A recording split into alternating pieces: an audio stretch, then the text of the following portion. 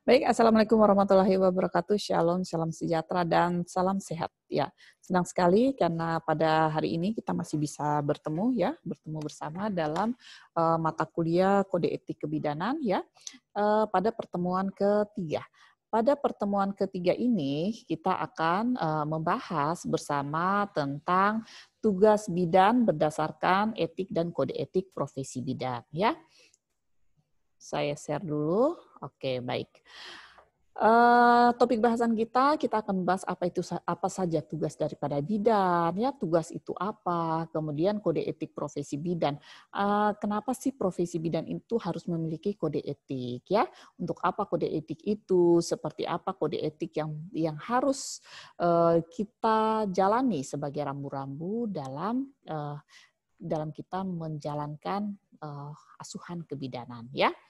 Nah, tugas bidan, jadi tugas sendiri ini dalam bahasa Indonesia artinya yang dalam Kamus Besar Bahasa Indonesia itu adalah sesuatu yang wajib dikerjakan atau yang wajib dilakukan. Artinya bahwa sebagai bidan ada tugas-tugas yang dapat bidan kerjakan karena ini merupakan tanggung jawab kita ya, tanggung jawab kita atas profesi yang kita punya. Artinya kalau kita sebagai bidan tugas itu memang harus dikerjakan dan itu menjadi beban yang diberikan kepada kita untuk kita dapat melaksanakan ya tugas. Nah, tugas bidan apa saja? Jadi bidan itu mempunyai tugas yang sangat unik ya, unik. Artinya bahwa bidan ini harus selalu mengedepankan fungsi ibu sebagai pendidik bagi anak-anaknya. Artinya bagaimana bidan ini bisa membuat satu konsep seorang ibu ya yang bisa mendidik anak-anaknya ya. Artinya pendidikan itu dimulai dari keluarga. Siapa yang mendidik dari keluarga ini ya? Pertama adalah anak-anak ya, anak yang dididik di keluarga itu. Nah, siapa yang mendidik? Ya adalah ibu. Jadi bagaimana sih ibunya mau mendidik, bagaimana dia akan mendidik anak-anaknya ya? Untuk itu kita sebagai bidan kita harus bisa mengarahkan itu ya. Kemudian tugas bidan ini memiliki kode etik dengan serangkaian pengetahuan ilmiah yang dapat ya. Jadi artinya bahwa dalam menjalankan tugas kita sebagai bidan kita itu memiliki kode etik. Kenapa harus memiliki kode etik? Karena kebidanan ini adalah kebidanan ini adalah sebuah profesi ya. Profesi ini harus punya kode-kode etik yang harus dijalankan oleh seluruh anggotanya ya. Jadi kode etik ini di dalamnya sudah ada dimasukkan tentang pengetahuannya ya.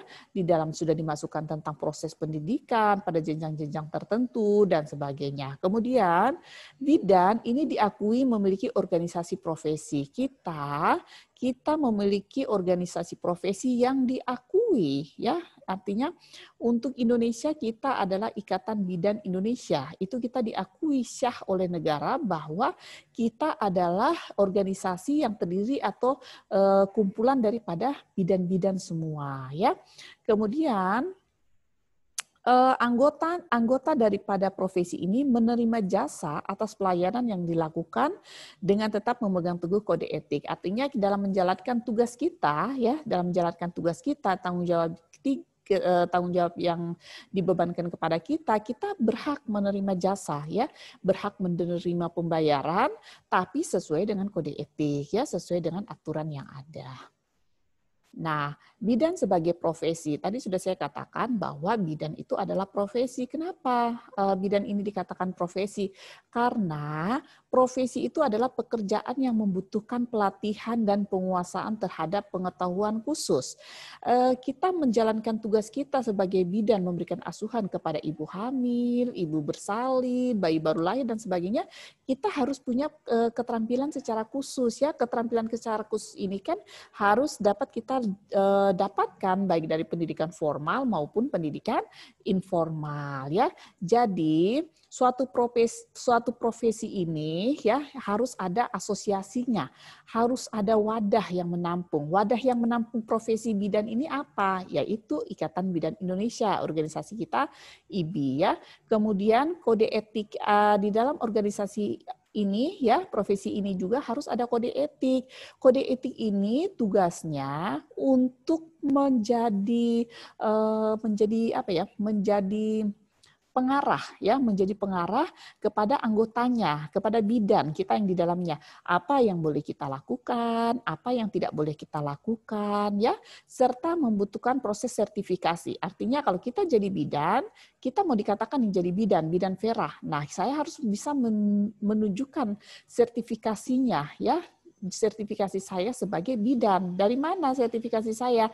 Ya dari dari STR saya ya, itu menyatakan bahwa kita adalah bidan ya.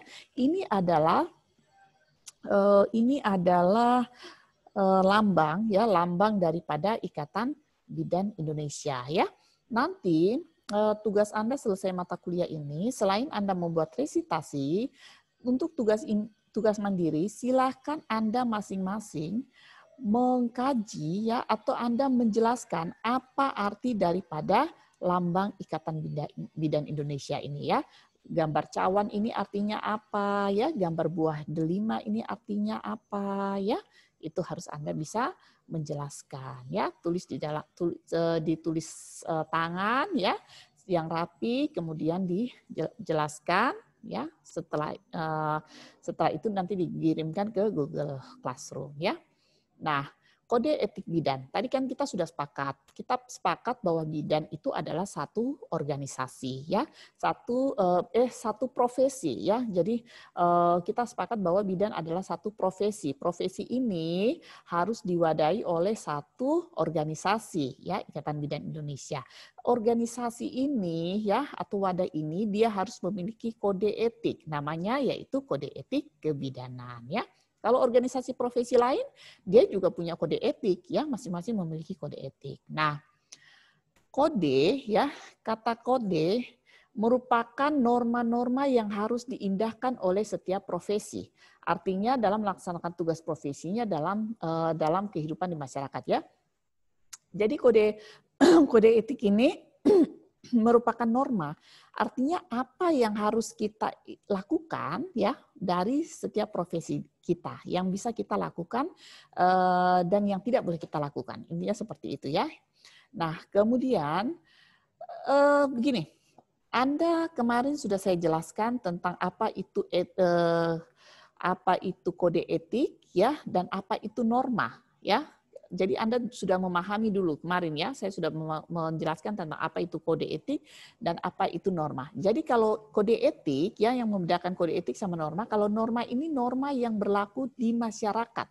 Kalau kode etik itu yang berlaku di profesi kita, yang berhubungan dengan profesi. Kalau norma dia berhubungan dengan masyarakat ya, berhubungan dengan sosial masyarakat. Jadi kode etik ini diartikan sebagai satu ciri profesi yang bersumber dari nilai-nilai internal dan eksternal dari suatu disiplin ilmu yang merupakan komprehensif ya bagi anggota. Artinya bahwa tadi sudah jelas bahwa kode etik ini yang menjadi sesuatu yang bisa menjadi pegangan kita sebagai anggota profesi tadi ya.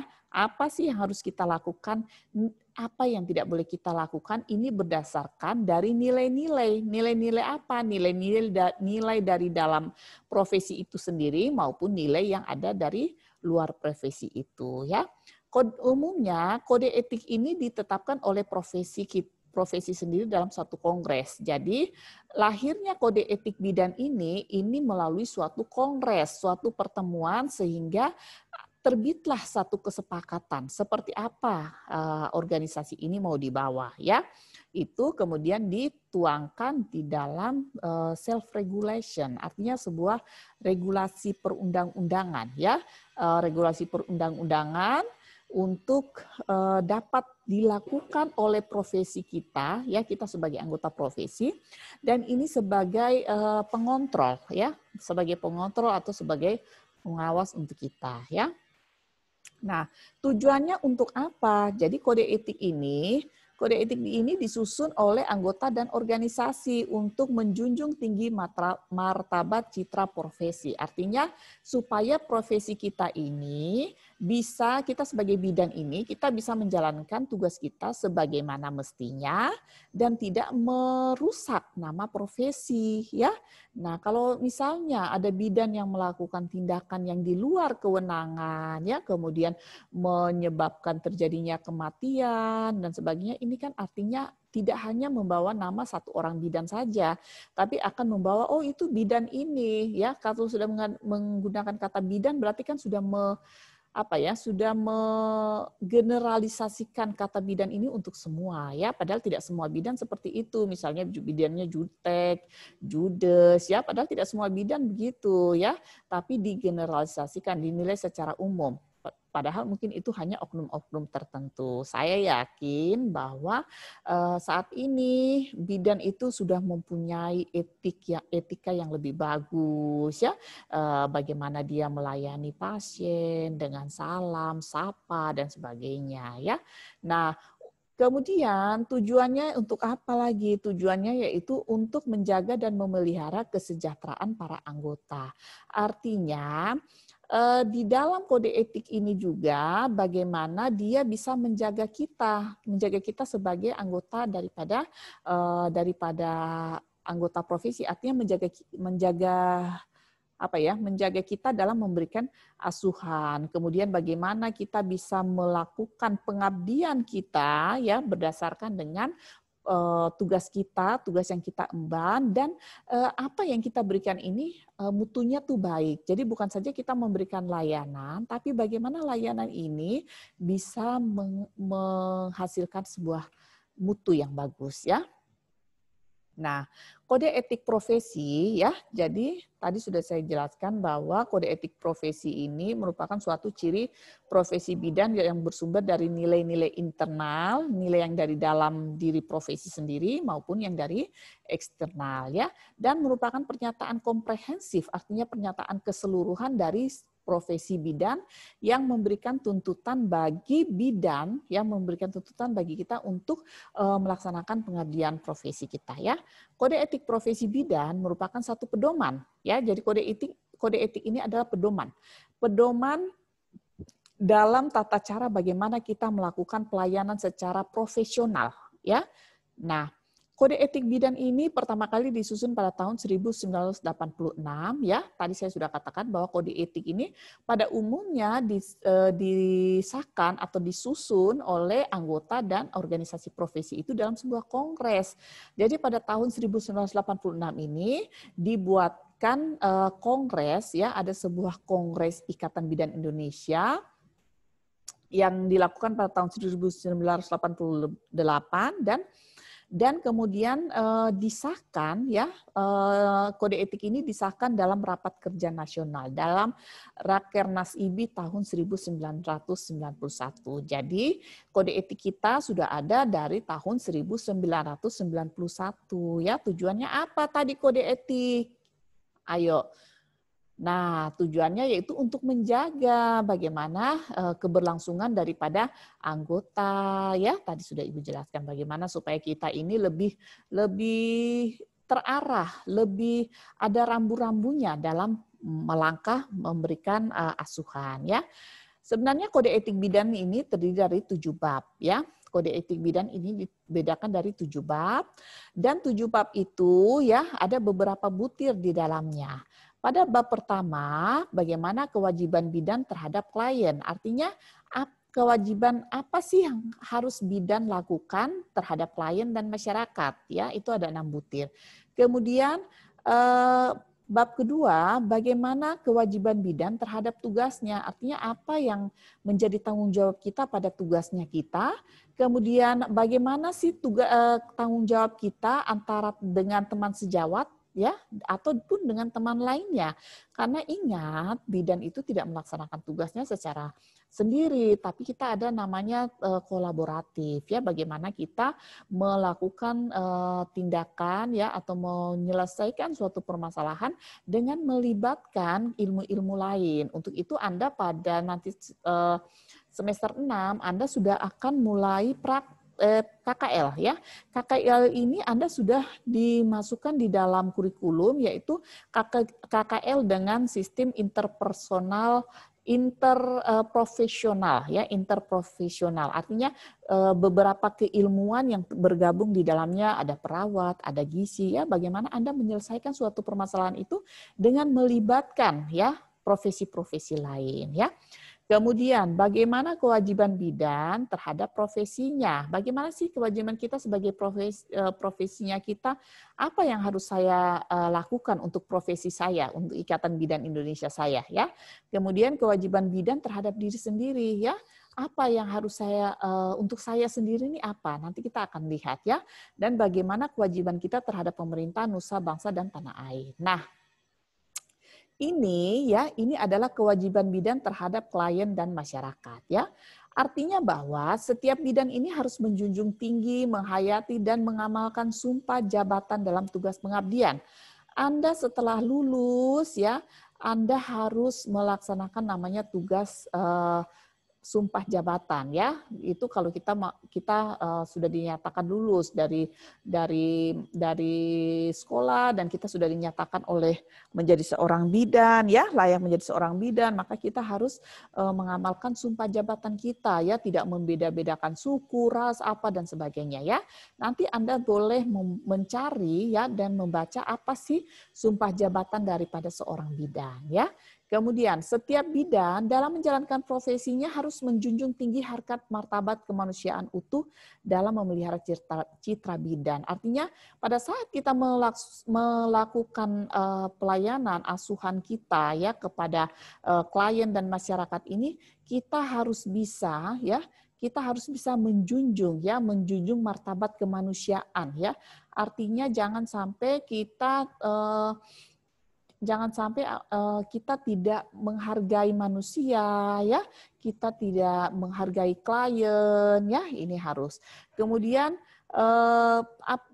kewajiban bidan terhadap klien yaitu dalam menjalankan tugasnya kita berpedoman pada peran, tugas dan tanggung jawab sesuai dengan kebutuhan ya. Jadi saat ini apa yang dibutuhkan oleh klien itu yang kita berikan ya.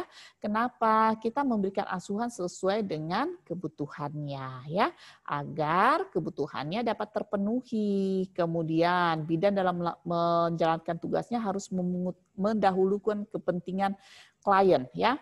Artinya kalau ada ibu bersalin ya, ibu yang mau bersalin di puskesmas, kemudian pembukaannya sudah mendekati lengkap dan sudah mau partus ya, Anda mempunyai undangan untuk pergi ke orang nikah, sebaiknya Anda tunda dulu ya. Kenapa? Karena utamakan dulu kepentingan klien kalian dulu ya, utamakan dia dulu, nanti setelah sudah selesai baru silakan Anda menjalankan kepentingan Anda. Artinya kalau kondangan apa ini kan tidak sesuatu yang kritis gitu ya, tapi kalau klien ini kan memang saat itu betul-betul membutuhkan Anda ya. Menghormati hak klien. Kemarin kita sudah membahas apa hak daripada pasien atau klien ya.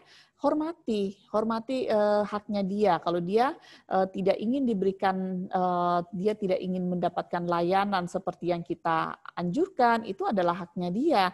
Tugas kita adalah bagaimana kita memberikan edukasi sehingga klien ini paham dan mengerti dan dia mau ya, dan dia mau untuk mengikuti anjuran yang kita berikan ya. Kemudian menghormati nilai-nilai yang berlaku di masyarakat. Artinya pada saat Anda kerja nanti di sebuah daerah ya, Anda harus bisa menghormati nilai yang ada di masyarakat itu seperti apa ya.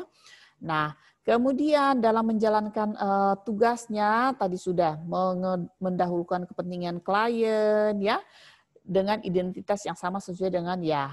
Kemudian setiap bidan senantiasa menciptakan suasana yang serasi. Artinya Anda dalam menjalankan tugasnya, bagaimana Anda menjalin hubungan dengan klien kalian ya. Untuk itu panggillah klien kalian dengan menggunakan namanya ya. Ibu Vera ya, begitu. Ibu Vera apa kabar? Apa yang bisa saya bantu? Bagaimana sekarang? Sudah sehat ya, begitu. Jangan kita memanggil Koko ya, kamu begitu. Itu tidak pantas. Kenapa? Karena kita terlihat tidak menghormati ya. Artinya kita juga tidak ingin kalau orang memanggil kita seperti itu ya. Nah, kemudian kewajiban bidan terhadap tugasnya. Bagaimana sih dengan tugas kita? Ya, tugas kita yaitu bagaimana kita memberikan pelayanan secara paripurna, ya, paripurna kepada klien, keluarga, dan masyarakat sesuai dengan kemampuan profesi yang kita miliki. Artinya bahwa kalau pada saat Anda menjalankan tugas, ya, saat Anda menjalankan tugas, Anda harus bisa memberikan secara utuh, ya, apa yang dibutuhkan oleh klien kita sesuai dengan kebutuhannya, ya. Dan bidan berhak memberikan pertolongan sesuai dengan kewenangan kita. Apa sih kewenangan kita, ya? Baca di tugas dan kewenangan bidan, ya. Apa saja yang bisa kita lakukan dan apa yang tidak bisa kita lakukan. Satu contoh yang sering Ibu kasih contoh yaitu misalnya pada ibu postpartum, kemudian ada robekan jalan lahir dengan derajat 3 dan 4, silakan Anda rujuk. Kenapa? Karena itu bukan kewenangan Anda, ya. Itu di luar batas kemampuan Anda, ya, di luar batas kemampuan Anda, dan itu sudah miliknya ranahnya dokter. Jadi silakan Anda melakukan rujukan, ya. Dan bidan juga harus bisa menjaga kerahasiaan. Rahasia ini penting kecuali data yang Anda dapatkan ini diminta oleh pengadilan sehubungan dengan kepentingan daripada klien, ya, itu baru kita bisa buka di meja hijau. Tapi sejauh apapun data itu tidak boleh sampai bocor kemana-mana, ya. Nah, kemudian bagaimana sih kewajiban bidan terhadap sejawat dan tenaga kesehatan lainnya? Ingat tadi bahwa kita ini akan dalam bekerja kita akan bersama dengan beberapa organisasi, ya, organisasi profesi, artinya beberapa profesi yang ada di sekitar kita. Banyak sekali profesi yang ada di sekitar bidan dan dia bisa menjadi bagaimana kita menjalin hubungan kerjasama, ya.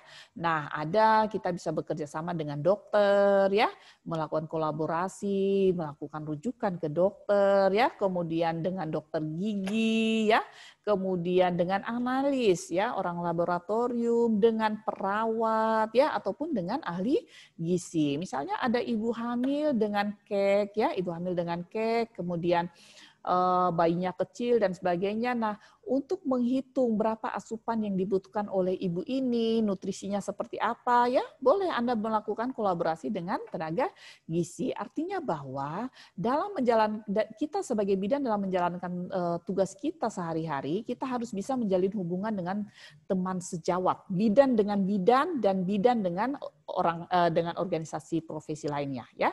Dan hubungan ini harus hubungan yang baik, ya, hubungan yang baik. Jangan bidan dengan bidan saja sudah ada permusuhan. Saya tidak suka, ya. Saya kurang suka kalau sesama bidan itu ada merasa persaingan, ada merasa ketidaksukaan, ya. Jangan seperti itu, ya. Artinya belum tentu yang bidan yang senior ini lebih artinya begini. Saya bidan sudah agak lama, ya. Saya bidan sudah agak lama dan saya kalau mau dibilang bidan senior juga saya sudah bisa dikatakan bidan senior, ya. Saya harus bisa menerima masukan dari bidan-bidan yang lebih muda. Tidak selamanya saya bidan senior atau saya bidan yang lebih tua ini saya tahu semua ilmu yang ada, ya. Tapi bagaimana saya juga harus mencari nih ilmu-ilmu terbaru dari bidan-bidan muda yang baru lulus. Oh, sekarang tidak seperti itu, Ibu. Sekarang itu seperti ini.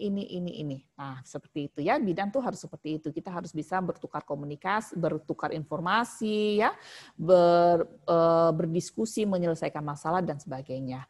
Kemudian setiap bidan dalam melaksanakan tugasnya harus saling menghormati, ya. Kita harus saling hormat baik teman sejawat maupun dengan tenaga kesehatan lainnya. Jangan kita menganggap bahwa profesi lain itu tidak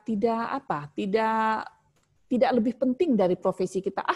Dia cuma kerja begitu saja, mau tidak kita kayaknya kita bidan lebih ini deh, lebih tinggi deh. Tidak seperti itu ya. Itu salah ya. Dan sesama bidan juga harus begitu.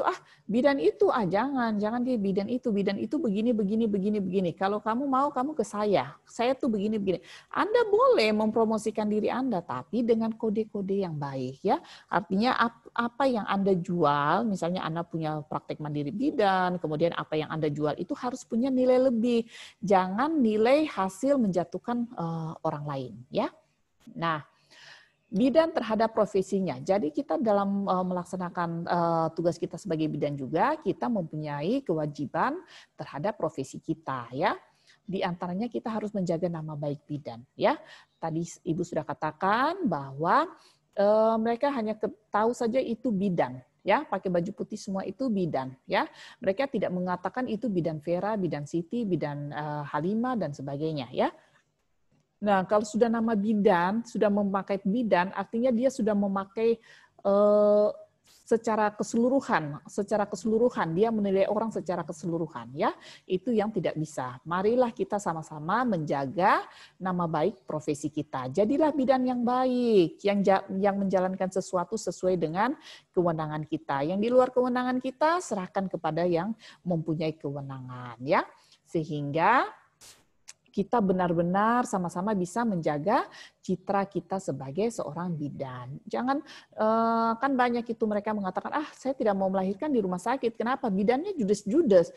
Kita baru mau ada suara saja bidannya sudah marah-marah, ini ya. Padahal tidak semua bidan begitu ya. Nah, kalian Ibu harap kalian sudah mendapatkan materi kode etik kebidanan pada saat kalian nanti di lapangan. Buang semua sifat-sifat yang tidak baik itu ya. Layani klien kalian dengan hati ya. Layani kalian dengan hati ya, dengan tulus ya, maka akan nanti terbuka rezeki-rezeki lain untuk kalian ya. Nah, bidan harus dapat mengembangkan diri ya. Bidan ini harus bisa, kalau sekarang kalian D3 lulus, kalian ikut uji kompetensi, kalian lulus, kemudian kalian bekerja 5 tahun kemudian kalian harus sekolah lagi ya ke D4. Setelah D4 kalian silakan melanjutkan sampai dengan S3 dan sebagainya. Kalian harus berkembang ya, kalian harus berkembang. Jangan kalian cuma mentok di D3 sini saja. Nanti 20 tahun lagi Ibu ketemu, Ibu tanya, baru kok sekarang di mana? Ibu, saya masih D3, jadi saya kerja di puskesmas ini. Jangan seperti itu ya. Marilah Anda mengembangkan. Dengan Anda mengembangkan keahlian Anda, mengembangkan diri Anda melalui apa? Melalui peningkatan pendidikan, melalui penambahan pengetahuan, seminar, workshop dan lain-lain ya. Itu akan memperkaya Anda ya, memperkaya Anda sehingga Anda bisa menjalankan asuhan secara baik sesuai dengan evidence base ya. Nah, setiap bidan berperan dalam kegiatan penelitian ya. Artinya apa? Anda walaupun D3 Anda sudah harus bisa melakukan penelitian-penelitian deskriptif. Artinya Anda sudah bisa harus melihat secara gambaran. Kenapa ya rata-rata di puskesmas saya yang saya tugas ini kok ibu-ibunya kalau trimester 3 tuh pada anemis semua. Ya, ada apa ini? Coba dicari tahu ada apa. Apakah ada pantangan makanan yang berkembang di masyarakat ya? Apakah ada satu tradisi atau sesuatu yang belum Anda dapatkan sehingga menyebabkan hal ini terjadi ya. Nah, itu juga termasuk dalam sebuah penelitian walaupun penelitian secara sederhana ya. Nah, kemudian kewajiban bidan terhadap diri sendiri, bidan harus bisa menjaga kesehatannya ya. Kita harus bisa menjaga kesehatan kita ya. Untuk itu di dalam menjalankan tugas ini kan kita mempunyai sip-sip ya. Sip pagi, siang, sore ya, sip malam, nanti istirahat ya. Kenapa harus ada setelah sip malam itu 3 hari kita harus ada istirahat? Karena itu untuk kesehatan kita. Bagaimana mengembalikan stamina kita. Jangan karena kita karena Ibu Vera bilang saya harus mencintai, saya punya pekerjaan, saya harus mengabdi sepenuh hati, jiwa dan raga, akhirnya Anda dinas malam selama 1 bulan, Anda bisa drop ya, Jadi Anda harus bisa memelihara kesehatan Anda. Begitu juga pada saat Anda melakukan pertolongan persalinan, pakailah APD, ya, alat pelindung diri sesuai dengan standar. Kenapa? Supaya Anda terhindar dari penyakit yang mungkin dapat tertular melalui cairan tubuh, ya, misalnya ketuban, darah, ya, itu. Kemudian lakukan tindakan sesuai dengan SOP. Bagaimana sih kita memasukkan jarum, ya, memasang penutup jarum, menggunakan teknik one hand, ya, itu tugasnya untuk apa? Ya, untuk menjaga supaya kita jangan sampai terkena tusukan jarum bekasnya orang, ya. Nah, kemudian setiap bidan ini harus bisa meningkatkan pengetahuan, keterampilan sesuai dengan perkembangan. Ya, tadi saya sudah katakan bahwa tingkatkan pengetahuan kalian. Sekarang ini banyak sekali seminar-seminar online, ya. Ibu bukan sombong, tapi kalau selama masa pandemi, kalau 200 sertifikat saja Ibu sudah punya, ya. Ibu sudah punya 200 sertifikatan, ya. Kenapa? Karena Ibu tuh rajin, Ibu tuh senang ingin mengembangkan diri, ya. Ibu ingin mengembangkan diri sehingga bisa meningkatkan pengetahuan melalui keterampilan dan perkembangan ilmu pengetahuan sesuai teknologi. Kemudian kita harus bisa memelihara kepribadian dan penampakan daripada dia kepada diri kita, ya, bagaimana kita menunjukkan satu attitude, satu kepribadian yang bagus dan penampilan. Jadi dalam menjalankan tugasnya, bidan ini juga harus bisa menjaga penampilan diri, ya. Jangan kita pergi kerja pakai baju yang bukan baju dinas, ya. Ingat bahwa baju dinas kita ini yang akan menjadi tameng jikalau kita melakukan suatu tindakan, ya. Suatu tindakan kita lakukan, kemudian nanti ada terjadi misalnya dikatakan malpraktek oleh keluarga dan sebagainya, baju putih kita ini yang akan melindungi kita, ya, bahwa kita melakukan tindakan itu sesuai dengan kewenangan kita, sesuai dengan instruksi dari dokter kepada kita, ya, sehingga kita bisa melakukan tugas itu, ya. Nah, kemudian bagaimana kewajiban bidan terhadap pemerintah, nusa dan bangsa, ya. Artinya bahwa setiap bidan dalam menjalankan tugasnya senantiasa menjalankan ketentuan sesuai dengan layanan yang kita berikan. Misalnya pada pelayanan KIA, ya, kemudian KB, kemudian ya.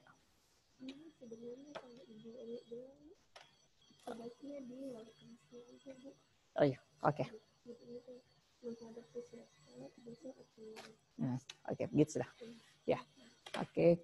Ya, jadi lanjut, ya. Jadi nanti setiap bidan melalui profesinya akan berpartisipasi untuk memikirkan. Kita akan dari hasil yang tadi Ibu bilang bahwa dari hasil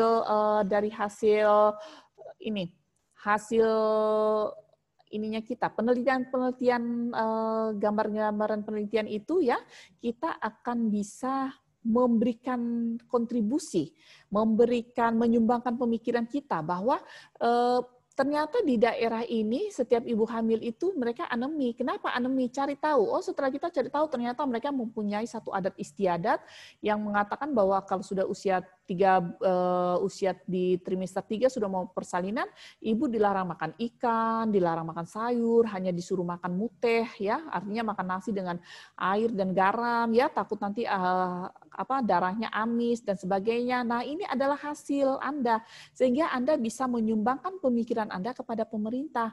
Oh, ini Pak, ini ternyata ada permasalahan di sini. Bagaimana kita bersama-sama untuk menyelesaikan permasalahan itu, ya. Nah, ketujuhnya adalah penutup, di mana penutup ini mengatakan bahwa setiap bidan dalam melaksanakan tugasnya sehari-hari senantiasa menghayati dan mengamalkan kode etik, ya.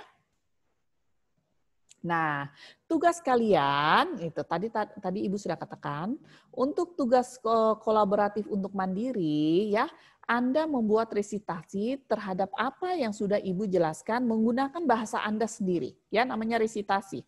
Bagaimana Anda memahami tadi tugas bidan itu apa, ya?